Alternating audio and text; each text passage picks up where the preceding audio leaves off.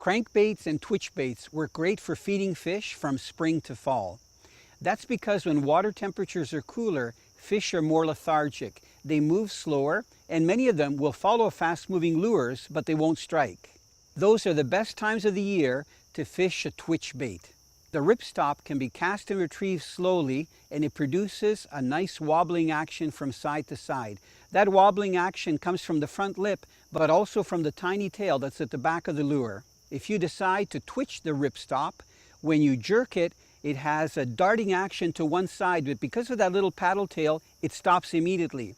Crankbaits, on the other hand, work great all summer long when water temperatures are higher and aquatic vegetation is growing at its peak.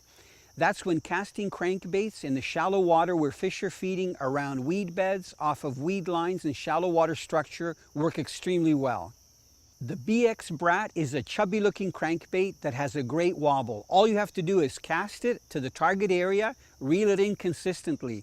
It's that consistent swimming action that draws fish in and then they strike it. Both crankbaits and jerkbaits work well for smallmouth and largemouth bass, walleye, pike, even large fish like muskie. Depending on the water temperature, try one or the other. Once you see the way the fish react, then you can adjust your presentation and hopefully hook up fish.